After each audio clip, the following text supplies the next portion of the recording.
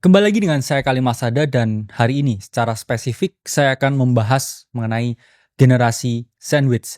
Bagaimana cara keluar dari belenggu generasi sandwich. Nah, teman-teman, faktanya data itu menunjukkan bahwa 71 juta lebih penduduk Indonesia itu masuk ke dalam generasi sandwich. Jadi kalau kita pikir-pikir itu hampir sepertiga ya dari total penduduk kita. Jadi misalkan ada 3 orang di ruangan ya, secara statistik itu satunya itu mungkin generasi sandwich. Jadi kalau teman-teman merasa kecil hati, teman-teman kadang merasa kecewa dengan dunia. Kenapa rasanya berat sekali? Sebenarnya banyak juga ya, lebih dari 71 juta ini mengalami hal yang sama. Mereka menanggung beban yang luar biasa berat ya antar dua generasi dan mereka ada di yang di tengah. Dan saya tahu sekali rasanya berada di situasi tersebut sehingga menurut saya menjadi suatu concern pribadi untuk membahas isu ini. Supaya apa? Supaya kita bisa terlepas dari belenggu generasi sandwich. Dan di sini kita akan bedah dari sejarahnya dari negara-negara yang lain ya sesuai dengan data dan juga statistik yang ada. Lalu gimana sih cara kita benar-benar bisa terlepas dari himpitan menjadi generasi sandwich. Nah, di sini apa sih secara definisi ya generasi sandwich itu adalah orang yang berada di usia produktif. Oke, yang mana dia terjepit membiayai orang tua dan juga anak-anaknya sekaligus. Jadi kalau teman-teman di sini udah punya anak, oke, udah dikaruniai anak dan juga punya orang tua, tapi teman-teman harus membiayai orang tuanya juga anaknya, ya kalian masuk ke dalam yang namanya generasi sandwich. Itulah mengapa orang yang merasa saya ini generasi sandwich, saya udah ngurusin anak, harus punya bakti ke orang tua dan abis ya, nggak ada keinginan untuk saya sendiri bisa berkembang, nggak ada keinginan lagi ya saya untuk aktualisasi diri, nggak ada keinginan lagi ya saya ini bisa berkembang lebih jauh secara karir karena ya itu semua kan juga butuh energy and money dan saya harus lampiaskan itu semua ke anak saya dan juga ke orang tua saya. Itulah mengapa banyak di sini teman-teman yang merasa sebagai generasi sandwich itu hidupnya nggak berkembang dan di situ-situ aja. Bukan karena mereka ini nggak mampu, bukan karena mereka ini nggak kompeten, bukan juga karena mereka nggak pintar. Tapi mereka kejepit di suatu situasi di mana mereka tidak memungkinkan untuk bisa berkembang. Oke, dan itu merupakan suatu keadaan yang sangat concerning, keadaan yang sangat memprihatinkan juga. Dan generasi sandwich ini kelihatannya aja oke di luar. Kelihatannya keren. Kelihatannya tangguh, padahal aslinya itu sangat rapuh.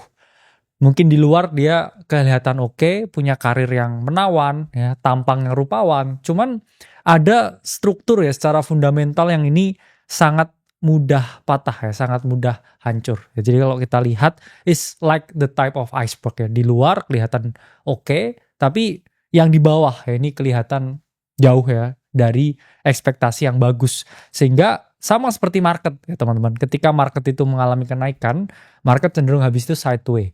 Dan sideway itu adalah mesin voting terbaik. Kalau kita naik lagi berarti adalah fase akumulasi, tapi kalau di situ ya kita turun ya kita distribusi. Jadi ketika kita dalam rentang kehidupan tertentu setelah kita naik, kita tuh harus effort lebih tinggi lagi untuk bisa naik. Dan orang-orang yang di generasi sandwich ini misalkan dia udah naik ya, dalam artian lulus kuliah, terus mereka kerja nih, ya kan naik kan ya secara status sosial.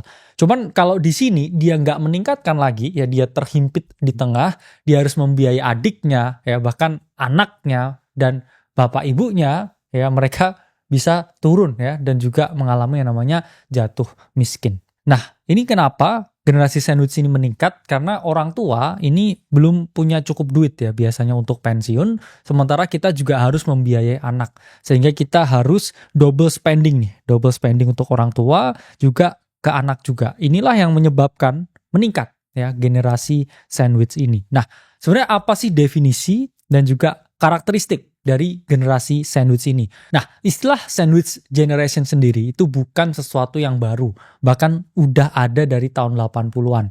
Di sini di tahun 1981 ya Dorothy E. Miller di sini membuat artikel yang berjudul The Sandwich Generation: Adult Children of the Aging. Jadi di sini dijelasin bahwa Kenapa? Ya filosofinya ini sandwich ini sama seperti ham ya di dalam roti yang dia terhimpit di tengah ya, terhimpit di antara dua roti. Jadi kalau kita ngomong memang secara filosofi terhimpit di antara dua roti, kalau di kehidupan nyata terhimpit di antara dua generasi ya.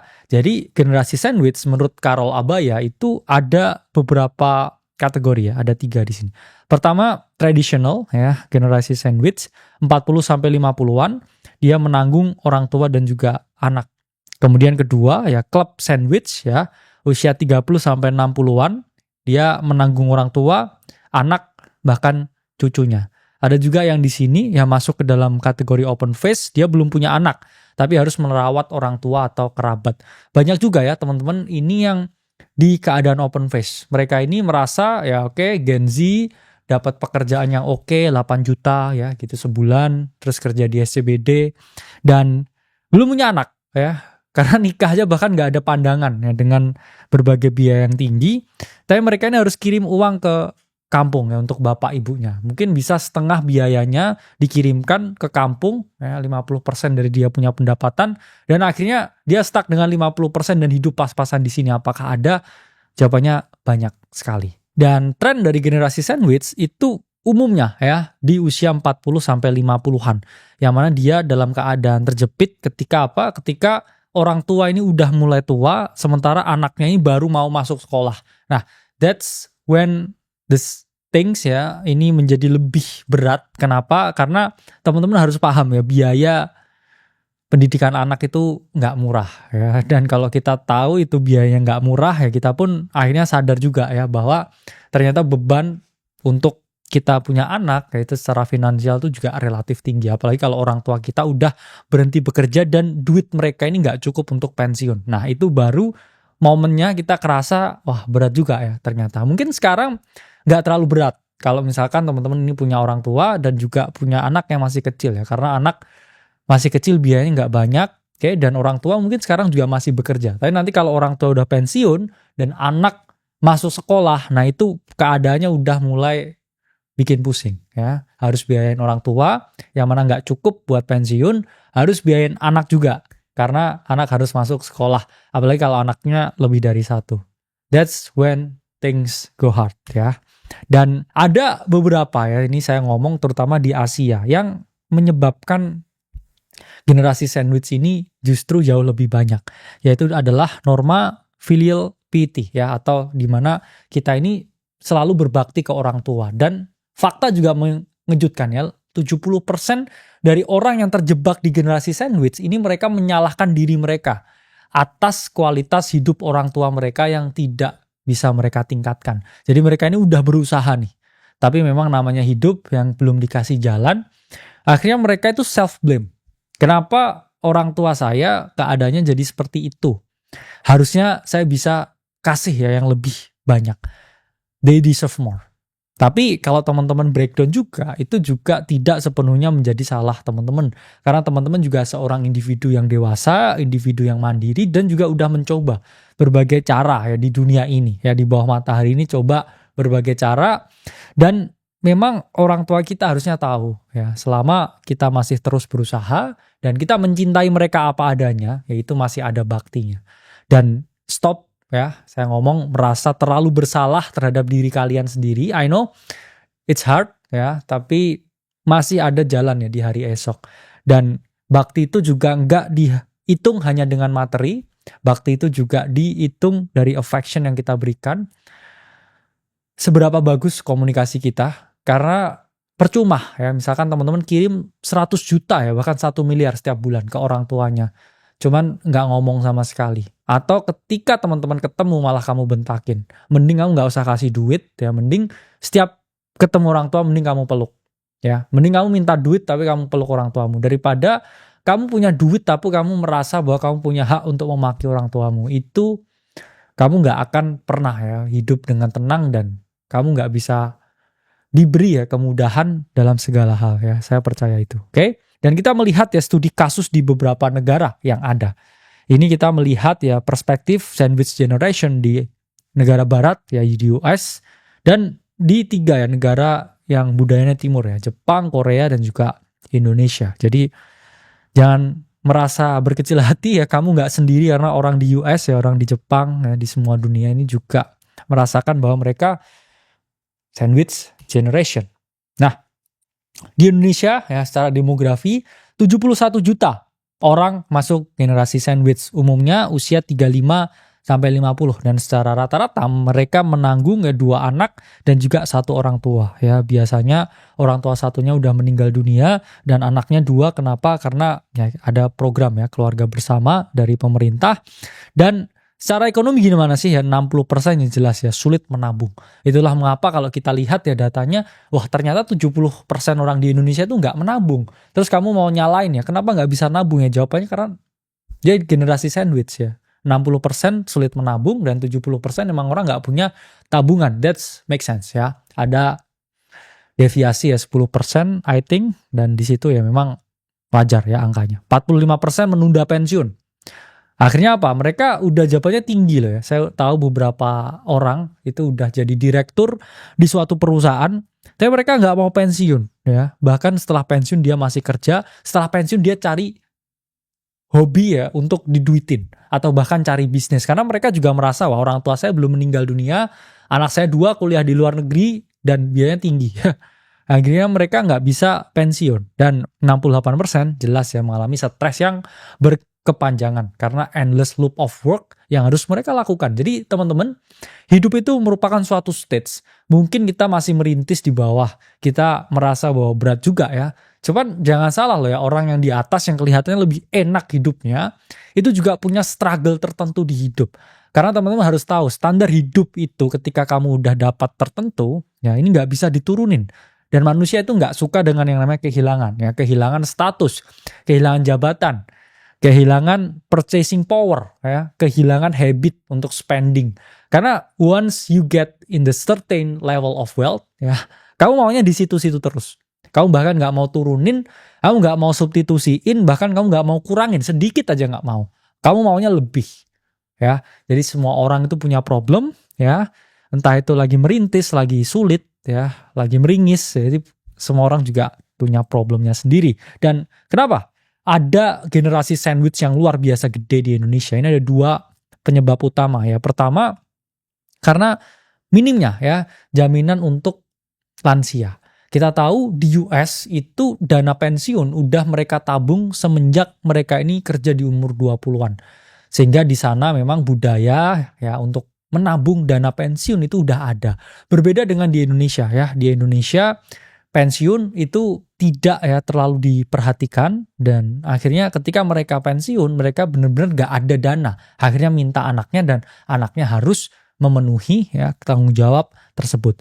Dan itu yang menyebabkan ya ketidaksadaran mereka untuk menabung untuk hari pensiun dan menginvestasikan asetnya ke dalam paper asset atau ke dalam investasi yang lain, itu menyebabkan mereka tidak memiliki dana pensiun yang cukup hingga akhirnya mereka harus bergantung ke anak-anak mereka. Karena memang kita ini diproyeksikan ya 2040, 2045 itu menerima yang namanya bonus demografi, di mana banyak ya orang-orang yang di usia produktif itu memegang kendali. Cuman bonus demografi yang tidak didasari ya dengan fundamental berpikir yang kuat dan juga tidak dibekali juga dengan fasilitas yang memadai, itu bisa jadi beban demografi. Karena nyatanya generasi Z ya, milenial juga struggling dengan adanya keadaan yang memang sangat tidak menentu ya, dari sosial, dari politik ya, dari keadaan bisnis, keadaan makro, keadaan global, dan kita semua terjebak ya di dalam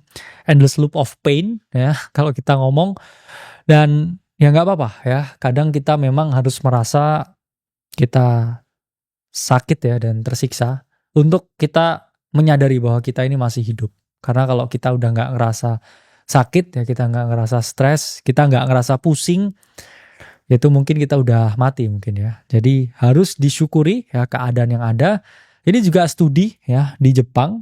Ini juga budaya bakti ke orang tuanya sangat tinggi, ya wajar, negara Asia. Berbeda dengan US, oke.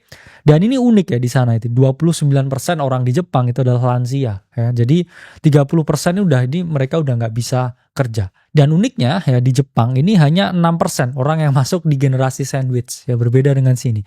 Karena apa? Karena di sana itu angka lahirnya itu rendah. Oke, ini yang menjadi hal yang unik ya. Jadi di sana itu rendah ya. Bahkan pemerintah itu mendorong ya di Jepang itu untuk orang jadi lebih produktif ya, bukan tentang kerjanya tapi tentang bikin anaknya ya. Banyak orang yang terlalu egoistik ya, mereka self-centered, mereka sangat materialistis dan mereka nggak peduli ya dengan yang namanya anak. Oke. Dan di sana juga ada ya budaya filial piety yang dinama Oya Koukou ya. Ini budaya untuk saya harus menanggung ya kehidupan orang di sekitar saya. Jadi di mana-mana juga sama ya, meskipun kita tahu Jepang negara yang relatif lebih maju, tapi di sana juga sama ya, merasakan the same pain ya as us.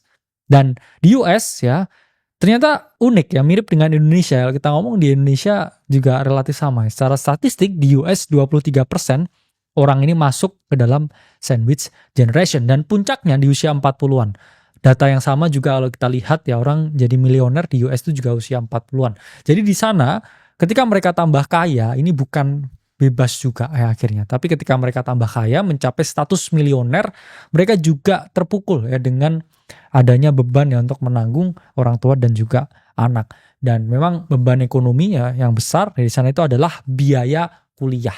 Ya, jadi kalau teman-teman di sini merasa katanya mahal sekali, tapi itu nothing comparable to US ya. Di US itu lebih mahal lagi. Dan itulah mengapa banyak yang di sana ya student loan, orang ini bahkan utang untuk dapat ijazah.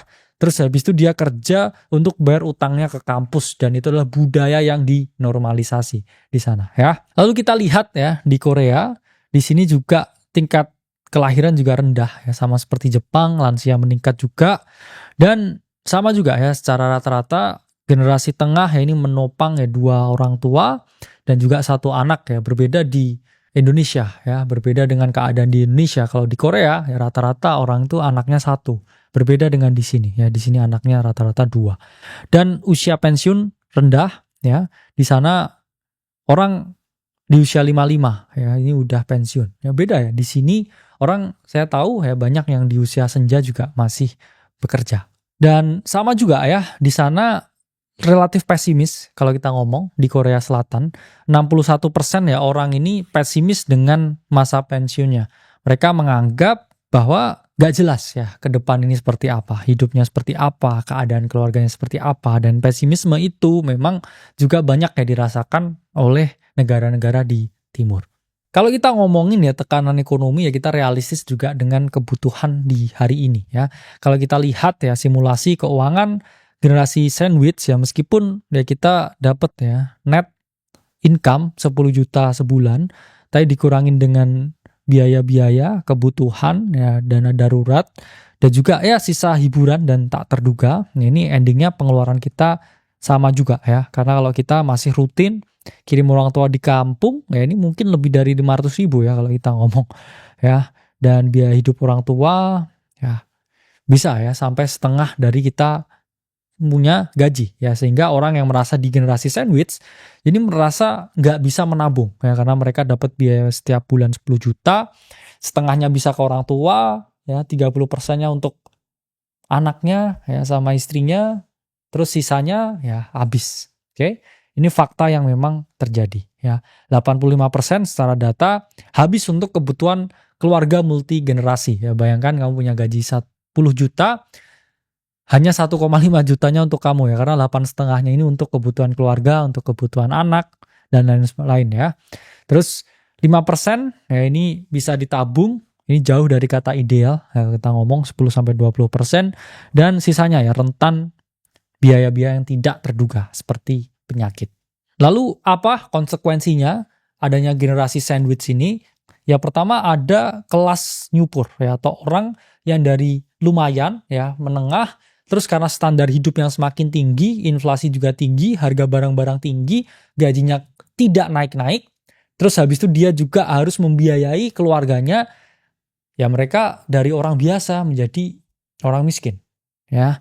Dan inilah hal yang harus diterima, ini adalah fakta yang harus diperhatikan juga. Akhirnya mereka ekstra kerja, ya mereka ambil jam lembur, mereka ambil side job apapun, sampai mereka sakit, ya nggak menikmati hidup, dan itu juga jadi flywheel yang kebalik juga, ya mereka merasa overwhelmed dengan keadaannya, dan bebannya juga semakin bertambah. Bukan hanya beban finansial, cuman juga ya beban emosional. Dan ketika kamu ada di keadaan seperti ini, itu rasanya hidup tuh sangat amat berat ya. Jadi harus dipahami bahwa semua orang memang punya struggle-nya. Tapi dengan kita tahu dan memetakan problem di kehidupan kita dengan beberapa ya tweak, dengan beberapa cheat code ya, dengan beberapa pendekatan yang logis dan juga rasional, ada peluang ya kita bisa keluar ya dari belenggu ya keadaan yang hitam dan gelap ke dalam ujung yang cerah dan terang meskipun itu kecil. Nah, beberapa ahli juga sudah membahas yang mengenai keadaan generasi sandwich dan mereka juga mengkaji ya dari beberapa pos-pos ya kehidupan yang harus kita perhatikan. Ya pertama karena ekonomi keluarga ya, teori siklus hidup ya, atau Modigliani ya. Jadi di sini kita harus pahami nih bahwa memang nggak bisa ya generasi sandwich ini ditekan sampai benar-benar nol. Karena apa ya? Karena mungkin kalau bisa itu kebijakannya harus sangat bagus dan juga harus ada generasi yang saya ngomong mengalah ya, generasi yang harus dikorbankan. Karena kalau mereka ya menopang dua ya keadaan atau dua generasi sampai akhirnya generasi tersebut bisa lepas dari tanggung jawabnya dan tidak menurunkan lagi itu ke generasi selanjutnya, itu berarti ada satu generasi yang berkorban ya. Dan memang sayangnya kadang itu mungkin kita yang harus berkorban, tapi kita juga harus sadar ya kalau kita berkorban untuk sesuatu yang lebih baik dan hal itu tidak terulang lagi ya, karena orang kan bisa milih ya antara jadi hero atau villain. Dan saya mungkin akan tetap pilih ya jadi hero ya daripada saya menjadi victim mentality dan merasa bahwa gak adil kalau saya ya. Mending saya ya udah saya ambil responsibility-nya ya, karena as a man you have your word dan kamu juga kadang harus menanggung. Dan kedua ya dari segi ya sosiologi beban gender ya, ini kadang memang kita merasa ya ini juga ya di beberapa keadaan. Ada orang yang memang udah berumah tangga ya, suami istri, mereka ini hidupnya kurang ya atau tidak berkecukupan. Tapi suami ini kadang merasa kasihan dengan istrinya.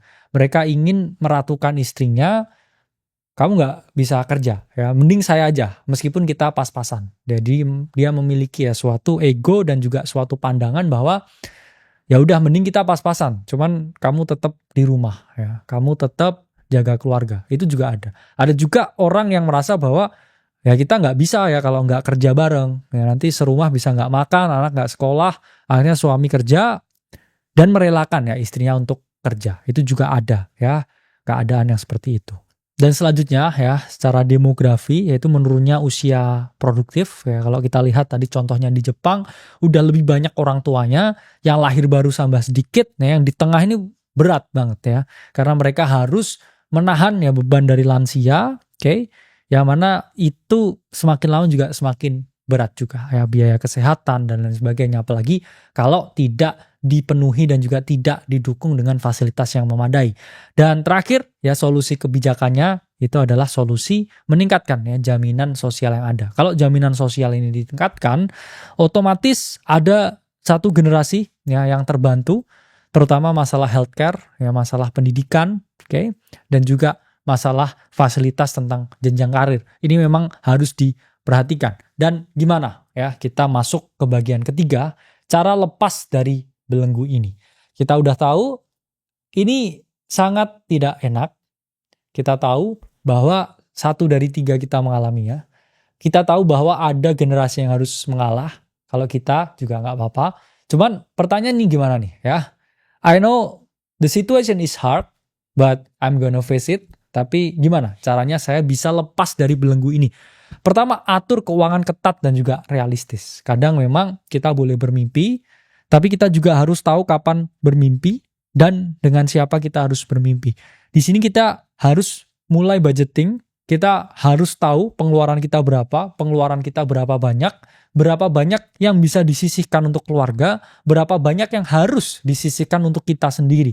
Entah itu kita mau belajar, kita ambil kursus, kita mau kuliah, atau kita ambil ya experience apapun yang bisa meningkatkan skill set kita ya. Jadi investasi leher ke atas itu adalah hal yang sangat diperlukan meskipun kita dalam keadaan yang memprihatinkan.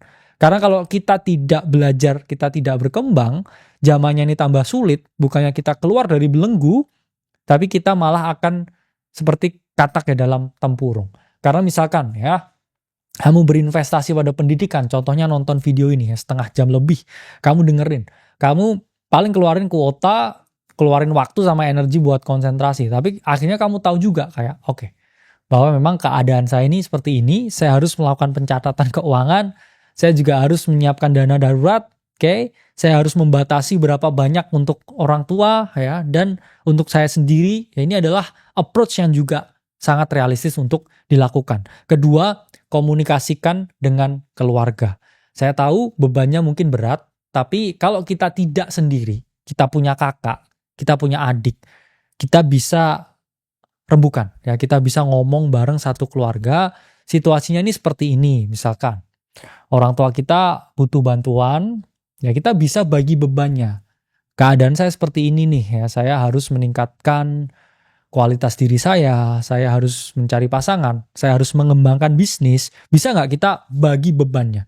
Oke ya, biaya hidup ibu misalkan 5 juta setiap bulan, saya mampunya 2 juta nih, kakak 3 juta ya, nanti misalkan adiknya kurangin ya jajannya dan lain sebagainya. Ini komunikasi terbuka yang jarang dilakukan karena banyak sekali orang dengan egonya tinggi ya. Mereka merasa bahwa sangat prideful. Orang tua aku aja lah yang biayain gitu. Kamu terserah suka-suka hidupmu. Itu bukan sesuatu yang membuat masalah ini selesai ya. Karena apa? Karena kamu itu pun juga harus berpikir tentang dirimu dulu. Kalau kamu mau advance lebih jauh ya. Kalau kamu mau mengepakkan sayapmu, at least sayapnya kalau udah tumbuh dikit jangan dipotong. Karena gimana kamu mau terbang tinggi kalau sayapnya ini udah tumbuh dikit langsung dipotong. At least ya biarkan sayapmu ini tumbuh dulu. Untuk setidaknya nggak terbang, tapi bisa meloncat dulu. Kalau kamu udah bisa meloncat dulu, bebannya nggak berat, that's on you ya, bisa terbang lebih tinggi lagi, bisa melangkah lebih jauh lagi. Jadi komunikasi itu adalah inti dari kita menghindari yang namanya konflik yang berkepanjangan. Nah, selanjutnya manfaatkan program dan bantuan yang ada. Jangan jaim ya dengan BPJS, jangan jaim ketika dapat insurance, jangan jaim ya ketika harus ambil pelatihan dari tempat kamu bekerja, dari instansi kamu bekerja. Jangan jaim ya kalau dapat beasiswa gratis ya, trip 2 minggu dan lain sebagainya. Jangan jaim kalau kamu harus apply beasiswa karena kamu memang butuh itu. Ya, misalkan kamu mau oke, saya bisa nih ya ambil beasiswa ya di kuliah ini. Ya mending kamu ambil beasiswanya kalau itu bisa meringankan ya beban dari kamu punya ya keseluruhan keadaan keuangan itu harus dilakukan. Insurance juga sama ya. Kamu mending asuransikan ya keluarga supaya apa? Ya nanti kalau terjadi ya biaya tiba-tiba sakit dan lain sebagainya itu enggak terbebani secara gede ya. Akhirnya kamu bisa ya menggunakan berbagai fasilitas sosial yang ada untuk kamu bisa bertahan. Dan juga bertahan ketika situasinya jadi lebih sulit. Selanjutnya klise ya, tapi cari penghasilan tambahan. Kamu tetap harus bekerja, main income harus tetap jalan. Secondary income ya, passive income, kamu bisa lakuin hobimu apapun, kamu bisa gambar, kamu bisa kerjain AI, kamu bisa edit video, kamu bisa jadi influencer, kamu bisa jadi apapun untuk support main income kamu. Dan ketika kamu ada penghasilan tambahan, jangan dibuang-buang penghasilannya dan compoundingkan, yaitu belajar investasi. Dan setelah kamu bisa lewat tahap ini ya dan keadaanmu jadi lebih membaik ya, ini kamu pasti akan bisa ya keluar dari situasi yang sulit ini. Dan terakhir, libatkan teknologi. Sekarang ada AI. Saya nggak setuju ya kalau AI itu bisa 100% menggantikan kita. Cuman orang yang nggak pakai AI ya ini yang mungkin bisa tergantikan. Jadi saya juga banyak utilize AI. Almost 80% ya di dalam pekerjaan saya sehari-hari. Saya selalu gunakan AI ya untuk membantu saya utilize cara berpikir ya, konstruk mengerjakan sesuatu, juga decision making ya dalam investasi saya itu saya selalu menggunakan AI. Jadi libatkan teknologi ya, maksimalkan sebaik mungkin dan kita masuk ke kesimpulan. Memang berat teman-teman jadi generasi sandwich. Tapi kalau kita ngomong berat ya, kita dulu kalau terlahir di zaman prasejarah juga berat. Ya, kita harus lawan macan dulu ya untuk kasih keluarga kita makan. Sekarang mungkin lawannya nggak macan, sekarang mungkin belenggu ya penjajahannya itu adalah rasa aman dan juga rasa nyaman yang sebenarnya itu semu. Nggak ada yang enak ya. Dan kalau kamu mikir generasi sandwich itu susah, ya 1 dari 3 kita itu juga generasi sandwich. Ada teman yang lain ya di seberang ruangan. Kalau ruangannya ini 6 orang ya, itu at least kamu punya 1 teman yang juga sama-sama generasi sandwich. Beban ini berat, cuman tidak untuk kamu pikul sendiri dan terus tingkatkan kualitas diri supaya kamu bisa keluar dari belenggu ini. Saya Kalimasada, sampai berjumpa di video selanjutnya.